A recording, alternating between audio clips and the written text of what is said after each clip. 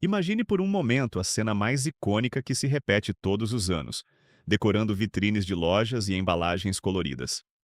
Um coelho de orelhas longas e focinho inquieto, saltitando alegremente enquanto carrega uma cesta repleta de ovos pintados.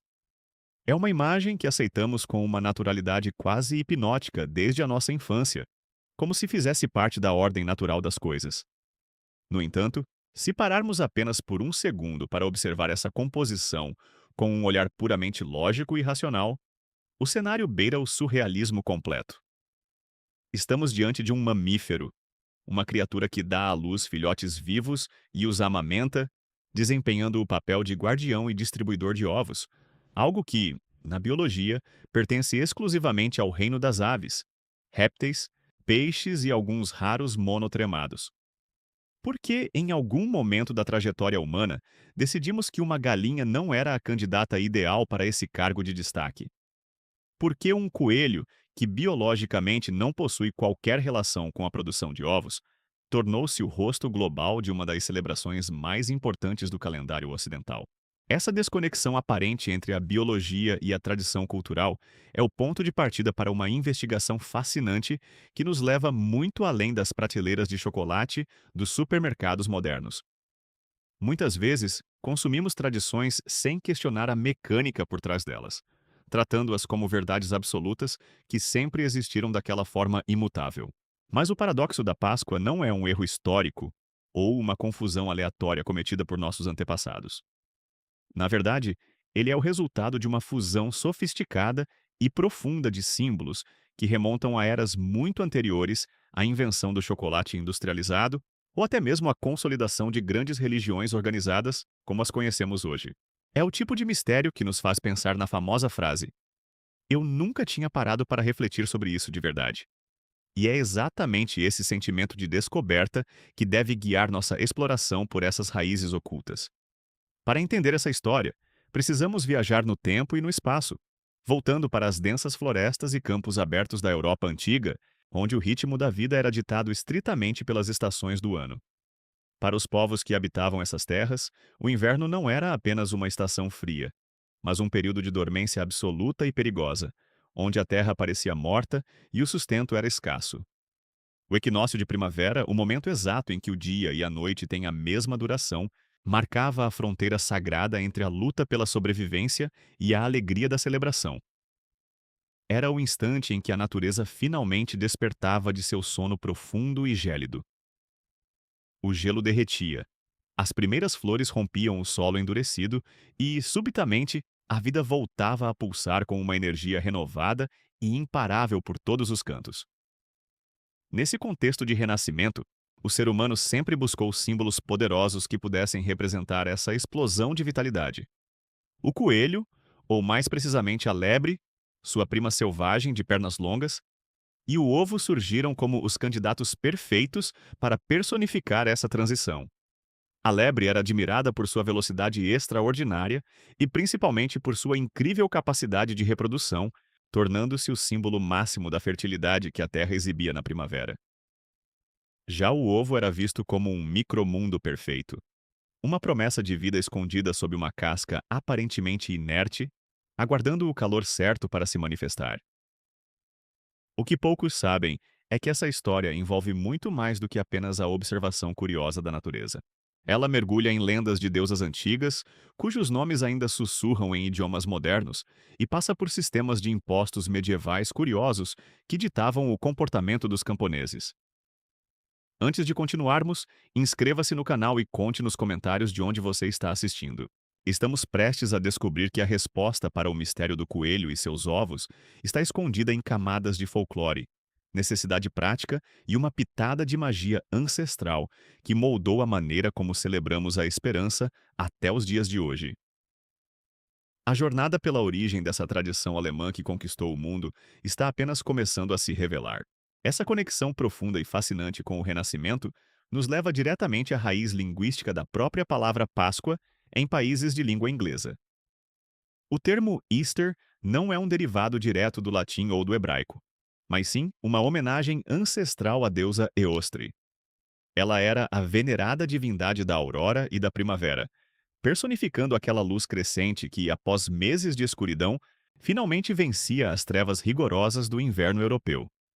Segundo os relatos mitológicos, Iostre era celebrada no equinócio, e seu animal sagrado era a lebre. É exatamente aqui que as peças desse quebra-cabeça cultural começam a se encaixar de forma reveladora e profunda para quem busca a verdade histórica. Os antigos europeus observavam a lebre com um fascínio que beirava o místico. Diferente do coelho doméstico, a lebre é uma criatura selvagem de pernas longas e comportamento peculiar. Durante o mês de março, no auge da primavera no hemisfério norte, as lebres entram em seu período de acasalamento, exibindo comportamentos que parecem pura loucura aos olhos humanos. Elas saltam e correm em zigue-zague nos campos, o que deu origem à expressão inglesa louco como uma lebre de março. Para os povos antigos, essa agitação frenética era vista como uma dança sagrada de celebração à vida que retornava com força total. Sua velocidade extraordinária e selvagem, e principalmente sua fertilidade impressionante, serviam como a metáfora absoluta para a natureza, que brotava vigorosa logo após o degelo das montanhas. Enquanto a lebre representava a energia ativa da vida externa, o ovo trazia consigo um simbolismo complementar, mais silencioso e igualmente poderoso. Em diversas culturas milenares, existia o conceito filosófico e complexo do ovo cósmico. Acreditava-se que o universo inteiro teria surgido de um ovo primordial. Para esses povos, o ovo era um micromundo perfeito. Uma casca dura, fria e aparentemente sem vida que, no entanto, protegia em seu interior todo o potencial genético e a energia vital necessária para gerar um novo ser. Ao oferecer ovos decorados durante as festividades de primavera, os indivíduos não estavam apenas trocando comida, mas compartilhando desejos de prosperidade e continuidade ininterrupta da linhagem. Era o reconhecimento de que, sob a superfície imóvel e silenciosa da terra congelada, algo novo, vibrante e mágico aguardava o calor certo para romper a inércia e nascer para o sol. Mas como esses dois símbolos independentes acabaram se fundindo na figura que reconhecemos hoje? Para encontrar essa resposta, precisamos viajar para a Alemanha do século XVII. Foi naquele solo que surgiu formalmente a figura do Osterhase, ou Osterhaus, a lendária lebre da Páscoa. Os primeiros registros históricos da época mencionam uma tradição encantadora contada para as crianças, noite após noite nos vilarejos. A história de uma lebre mística que escondia ovos coloridos pelos jardins para recompensar aqueles que se comportavam bem. Nessa fase da história, a lebre já não era apenas uma observação biológica, mas uma figura mítica que interagia diretamente com o mundo humano. As crianças alemãs costumavam preparar ninhos improvisados com seus próprios chapéus ou cestas de palha tecida, esperando ansiosamente que o visitante noturno deixasse seus tesouros ovais sagrados, coloridos e brilhantes. É uma curiosidade surpreendente notar que, em certas regiões da Europa, antes da globalização cultural, a identidade desse entregador de ovos variou. Em algumas vilas isoladas, acreditava-se que era a raposa da Páscoa quem trazia os presentes. Em outras partes da Baviera, a cegonha desempenhava esse papel cerimonial. No entanto, a versão alemã da lebre possuía uma ressonância cultural tão poderosa que foi ela quem conquistou o mundo. Além do folclore puro, o aspecto prático da Quaresma desempenhou um papel crucial. Durante os 40 dias de jejum religioso, a igreja proibia o consumo de ovos, mas as galinhas continuavam produzindo. Esse excedente massivo de ovos era cuidadosamente cozido pelos camponeses para evitar que estragassem e tingido. Quando a Páscoa finalmente chegava, o fim da proibição era celebrado com uma explosão de cores e rica abundância, consolidando para sempre a união entre a lebre da primavera e o banquete de ovos que simbolizava a vitória e esperança da vida sobre a escassez.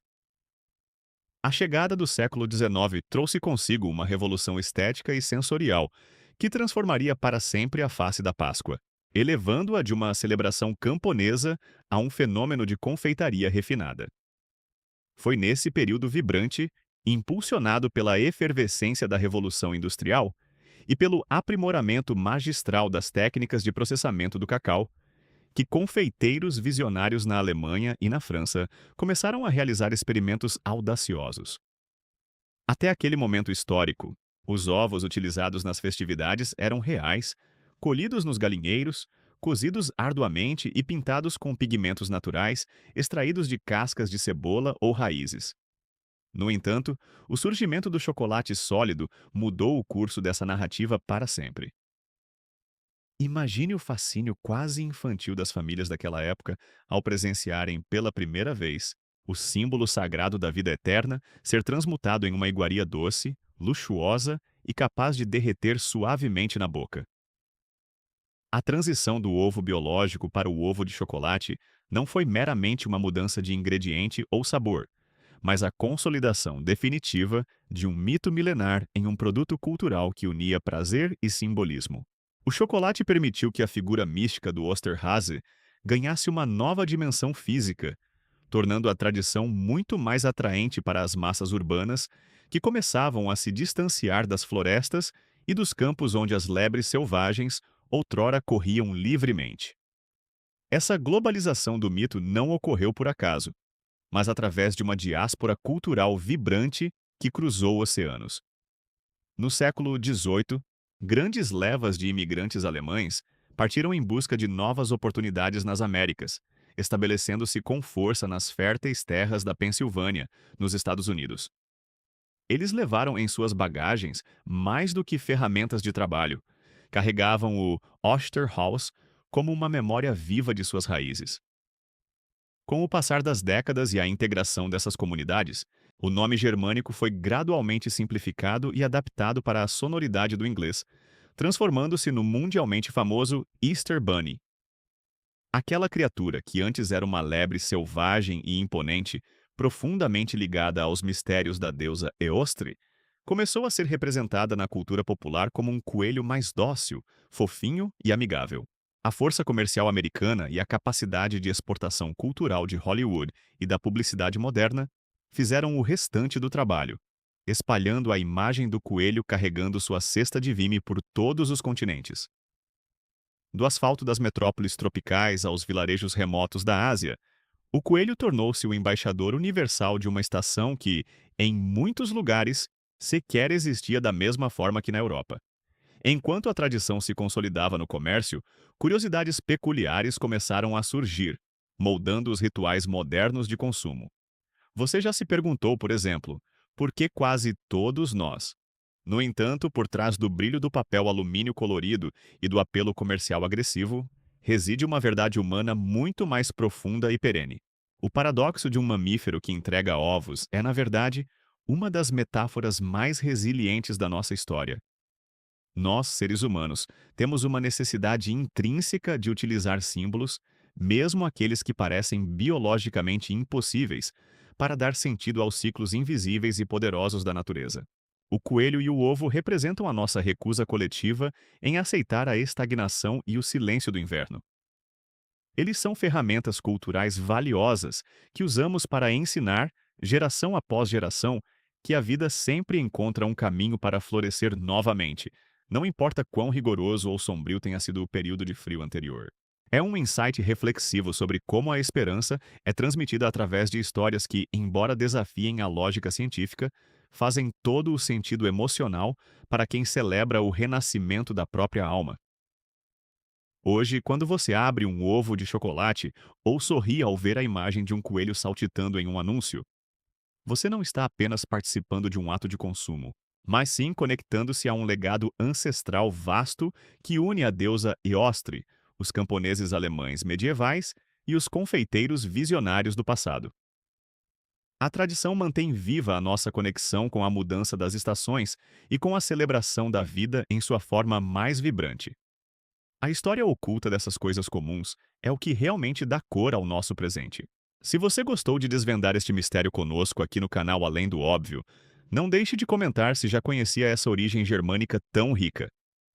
Deixe seu like se este vídeo trouxe uma nova perspectiva para sua próxima Páscoa e inscreva-se para continuarmos mergulhando juntos nas raízes profundas de tudo o que aceitamos como óbvio. Até a nossa próxima grande descoberta.